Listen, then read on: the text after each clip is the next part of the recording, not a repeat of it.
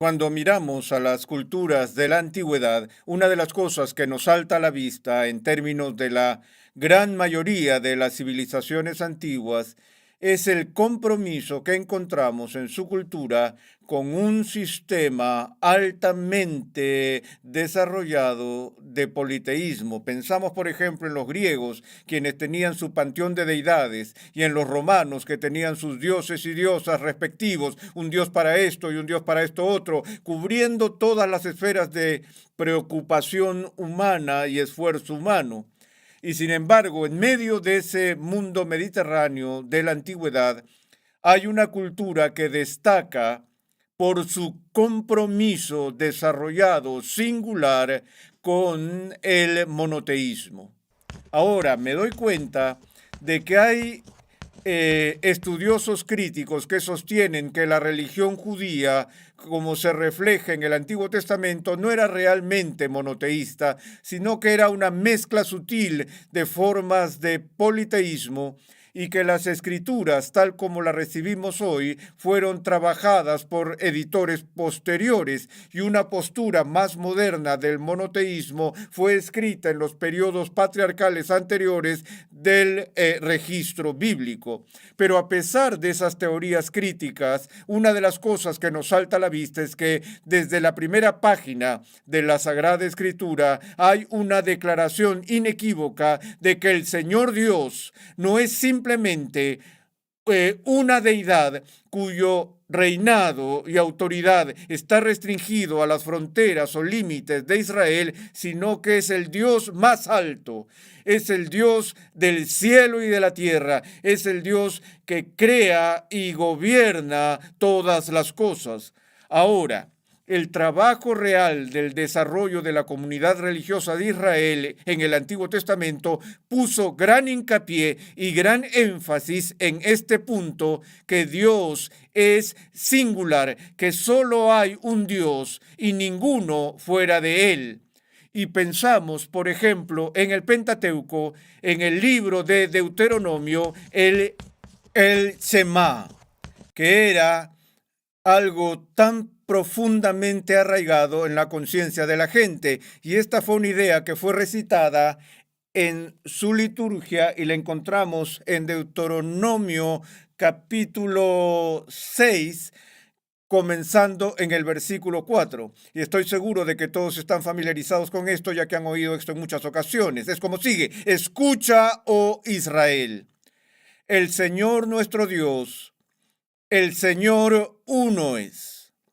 Y amarás al Señor tu Dios con todo tu corazón, con toda tu alma y con toda tu fuerza. Ahora, estamos familiarizados con estas palabras, ya que tiene para nosotros el contenido del gran mandamiento.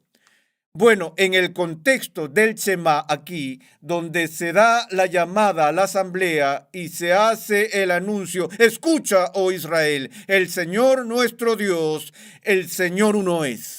Y luego lo que inmediatamente sigue al gran mandamiento aquí son estas palabras: y estas palabras que yo te mando hoy estarán sobre tu corazón, y diligentemente las enseñarás a tus hijos, y hablarás de ellas cuando te sientes en tu casa y cuando andes por el camino, cuando te acuestes y cuando te levantes, y las atarás como una señal a tu mano y serán por insignias entre tus ojos, y las escribirás en los postes de tu casa y en tus puertas.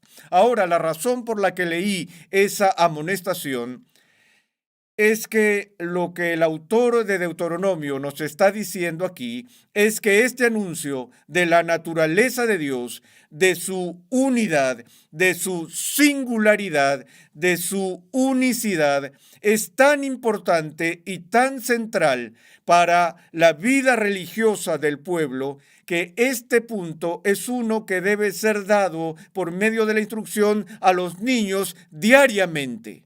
Se supone que deben ponerlo en sus muñecas, en sus frentes, en los postes de las puertas, hablar de ello cuando se sienten, hablar de ello cuando se levanten. En otras palabras, toda la pasión de este concepto es que hay una diligencia impuesta a los padres en Israel para asegurarse de que el pueblo y los niños, a medida que crecen, entiendan la singularidad de Dios.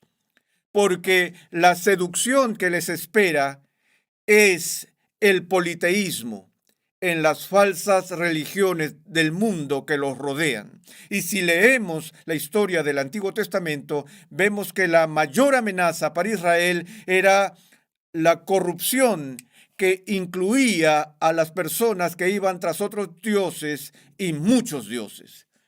Y vemos que la unidad de Dios también está circunscrita en el Antiguo Testamento por el primer mandamiento de los 10 mandamientos.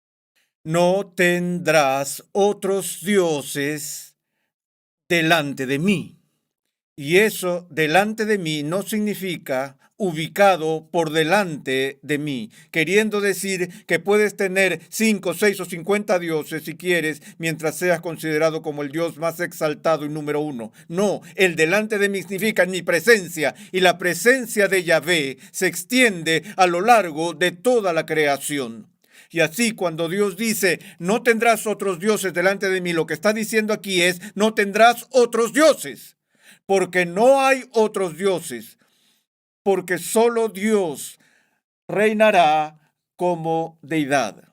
Ahora, hoy me he tomado el tiempo de mirar brevemente algunas de las declaraciones centrales del Antiguo Testamento para ver cuán extenuantemente se establece el concepto de monoteísmo en el Antiguo Testamento. Y sin embargo, al mismo tiempo, una de las doctrinas más importantes que definen la fe cristiana es la doctrina de la Trinidad, en la que confesamos nuestra fe en el Dios Trino, que Dios es 3 personas en una esencia, y exploraremos esa fórmula no en esta sesión, sino en la próxima sesión después de esta. Pero por ahora queremos ver este asunto de la Trinidad porque es una de las doctrinas más difíciles, misteriosas, desconcertantes y controversiales de toda la fe cristiana.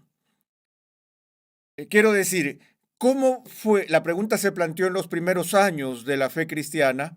¿Pueden los cristianos ser fieles a la religión del Antiguo Testamento, la cual hace un hincapié tan importante en el monoteísmo, y al mismo tiempo hablar de Trinidad? Porque por lo menos a primera vista, cuando hablamos del Dios Trino, la forma en que a menudo es entendida y escuchada por las personas que nos rodean es que creemos en 3 dioses: un Dios Padre, un Dios Hijo y un Dios Espíritu Santo. Puede que no tengamos tantas deidades como se encontró en la religión de Roma o en la griega antigua, pero no las tenemos. Tenemos 2 más de las que se encontró en Israel, que tenemos 3 dioses, o triteísmo, que es una forma de politeísmo. Así surge inmediatamente la pregunta, ¿por qué la iglesia cristiana, que se consideraba que crecía inseparablemente de la nueva situación del pacto de Israel, cómo pudo la iglesia cristiana hacer una afirmación como la que se encuentra en la Trinidad, de que Dios es Padre, Hijo y Espíritu Santo? Bueno, una vez más, la respuesta a esa pregunta no se puede encontrar simplemente en un análisis histórico de la especulación de los teólogos de la iglesia primitiva. Las raíces por las cuales fue establecida la doctrina de la Trinidad o se estableció fue el Nuevo Testamento mismo.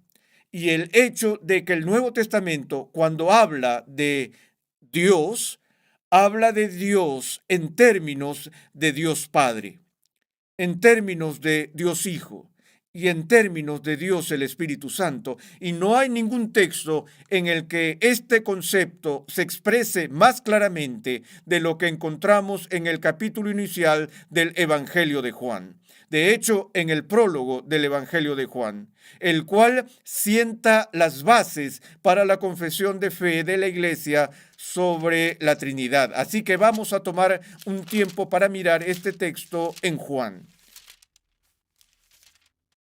Leemos en Juan capítulo 1 estas palabras.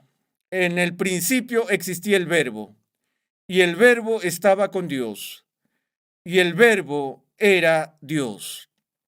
Él estaba en el principio con Dios. Todas las cosas fueron hechas por medio de Él, y sin Él nada de lo que ha sido hecho fue hecho. En Él estaba la vida, y la vida era la luz de los hombres. Y la luz brilla en las tinieblas, y las tinieblas no la comprendieron.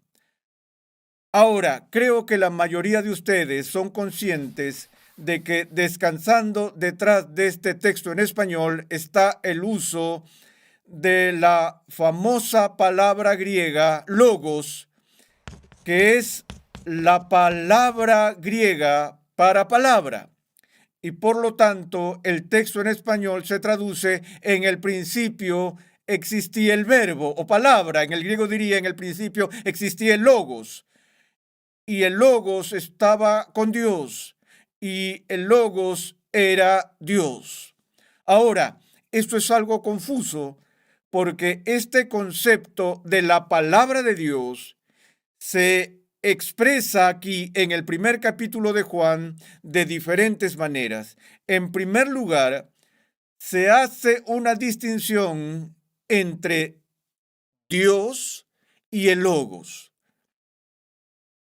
Se nos dice, en el principio existía el Logos, o en el principio existía la palabra, y la palabra estaba con Dios. Ahora, cuando digo que alguien estaba con otra persona, estoy haciendo una clara distinción entre esas dos personas quienes en algún sentido estaban estrechamente relacionadas entre sí, lo suficientemente cerca como para que digamos que estaban entre nosotros. Pero cuando digo que una persona está con otra persona, esto está claro en tu mente. No es así que hay dos entidades involucradas aquí, dos personas distintas. Así que lo primero que leemos aquí es que Juan está haciendo una distinción entre el logos o la palabra y Dios. Y esa distinción se hace con respecto al uso de la palabra con. Ahora, también quiero tomar un momento más o menos para desarrollar un poco este concepto aquí de con. Y cuando hicimos nuestra serie de un panorama general de la Escritura llamada Del polvo a la gloria, también pasé algún tiempo en esto desde una perspectiva bíblica, porque esta pequeña palabra con puede parecer algo insignificante y que apenas lleva a alguna profundidad de significado o peso, pero en el idioma griego hay al menos tres términos que pueden ser y son traducidos por la palabra española con. Está la palabra sun, S-U-N, que cuando se une a otras palabras y a las raíces, por ejemplo, en hebreo, tienes la sinagoga, que es el lugar donde la gente viene y se reúnen juntos unos con otros. Por cierto, este prefijo sun en griego, se encuentra con el prefijo español sin, S-I-N, cuando sincronizamos nuestros relojes, los ponemos en la misma página, por así decirlo, nos estamos reuniendo el uno con el otro en el mismo momento y así la sincronía y similares se refieren a un junto con de más de una persona. Ahora, para hacerlo simple, aquí estamos en esta audiencia en vivo hoy y estamos presentes el uno con el otro. Eso significa que somos socios en un grupo de personas. Esa es una manera en que la palabra con se usa en griego. Otra forma es con la palabra meta. Tenemos la palabra metafísica, que significa con en el sentido de estar al lado de algo. Si me permiten pedirle a mi estudiante favorito, Roger, que venga y me ayude a ilustrar esto. Roger, ¿a dónde vas la semana que viene? Inglaterra. Vas a Inglaterra a ver a la reina. Muy bien. ¿Y quién va a estar contigo? Mi mamá, mi papá y mis abuelos. Tu mamá, tu papá y tus abuelos. Eso es genial. Bueno, ahora mismo estás aquí conmigo, ¿no es así, Roger? Sí, Y estamos de pie uno al lado del otro. Él está a mi lado, él está conmigo. Ves a dos personas caminando por la calle y están juntas. Y tal vez veas a un marido y una esposa y dices, oh, aquí está el señor y la señora tal y tal. Están caminando juntos esta noche. Y la relación es de lado a lado, hombro con hombro. Y así estamos en este lugar, ¿cierto, Roger? sí, señor. Hey, muy bien, amigo. Muchas gracias. Bien. Ese es otro tipo de contigüidad. Pero todavía hay un tercer tipo de con que utilizan los griegos y está indicado por la palabra griega pros, que por cierto constituye la base de otra palabra griega, que es la palabra griega prosopón. Y la palabra griega prosopón es la palabra griega para cara. Y lo que tienes aquí con la definición pros de con es una descripción más íntima de la contigüidad, si se quiere. Describe una relación cara a cara, que es la forma más íntima en que las personas pueden estar unas con otras, en una perspectiva cara a cara de intimidad. Ese es el término que Juan usa aquí cuando dice, en el principio existía la palabra y la palabra estaba con Dios. La palabra estaba pros Dios. El logos estaba en esta relación más cercana posible con Dios. Pero no importa cuánto nos esforcemos aquí con estas diferencias sutiles del uso del término con, no importa cómo cortes la palabra con, todavía indica una distinción entre dos partes, ¿cierto? Y hasta ahora todo bien. En primer lugar, estamos aprendiendo aquí que Logos estaba con Dios desde el principio en una relación íntima y ahora de repente toda consternación viene a nuestras mentes cuando vamos al siguiente versículo o a la siguiente cláusula y la palabra era Dios. Y el Logos era Dios. Bueno, espera un minuto. Nos estás diciendo por un lado que la palabra está con Dios. Ahora vas al siguiente paso y dices que la palabra era Dios. Y el verbo que se utiliza aquí es una forma común del verbo griego ser. Es un verbo de enlace y se utiliza aquí en la función copulativa en la que lo que se afirma en el predicado ya se encuentra en el sujeto, de modo que son reversibles. La palabra era Dios y Dios era la palabra.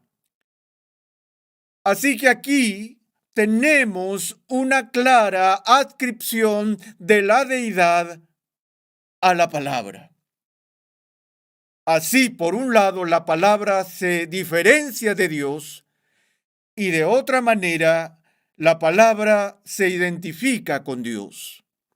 Ahora, no es solo por este texto, sino por muchos de estos textos en el Nuevo Testamento que la Iglesia desarrolló la doctrina de la Trinidad. Hay muchos términos descriptivos utilizados para Jesús en el Nuevo Testamento, pero en los primeros 300 años de la reflexión de la Iglesia, lo que dominaba absolutamente el pensamiento de los teólogos era este concepto de logos, porque no solo era muy difícil, sino que nos dio una visión tan exaltada de la naturaleza de Cristo. Pero de lejos este no es el único texto o el único escritor. Juan, por supuesto, es quien nos da el registro de la respuesta de Tomás en el aposento alto, cuando Tomás se mostró escéptico sobre los informes que recibió de las mujeres y de sus amigos de la resurrección de Cristo. Y él dijo, si no veo en sus manos la señal de de los clavos y meto el dedo en el lugar de los clavos y pongo la mano en su costado, no creeré. Recordamos el registro dramático en el que Cristo se aparece a los discípulos y muestra sus manos heridas a Tomás e invita a Tomás a poner su mano, en las heridas de Cristo o en su costado. Encuentro interesante que las Escrituras nunca nos digan si Tomás lo hizo. Todo lo que sabemos es que vio a Cristo resucitado delante de él y Cristo hizo la oferta a Tomás de tocarlo. Y lo siguiente que las Escrituras nos dicen es que Tomás está de rodillas clamando: Señor mío y Dios mío. Una vez más, los escritores judíos del Nuevo Testamento en particular eran muy conscientes no solo del primer mandamiento del Antiguo Testamento, sino también del segundo mandamiento, el no hacer imágenes talladas y la prohibición que estaba profundamente arraigada en el Antiguo Testamento contra toda forma de idolatría. Y la idolatría se comete cuando a cualquier criatura se le da adoración. De modo que la comprensión de los escritores del Nuevo Testamento era la siguiente: que adorar a Cristo solo puede ser justificado si de hecho, de alguna manera, es divino. Porque si no lo es, entonces, en el mejor de los casos, es una criatura. Y la adoración de la criatura es una violación de la verdadera religión, es la esencia de la idolatría.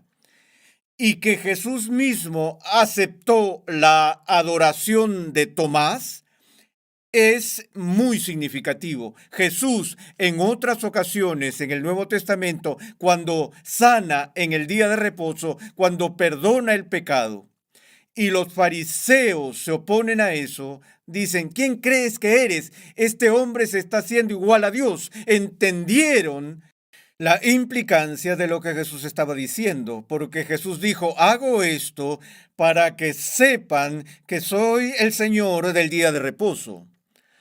Ahora, todo judío entendía que el único que era el Señor del día de reposo era Dios, quien instituyó el día de reposo. Y Jesús dijo: hago estas cosas para que sepáis que el Hijo del Hombre tiene autoridad en la tierra para perdonar pecados.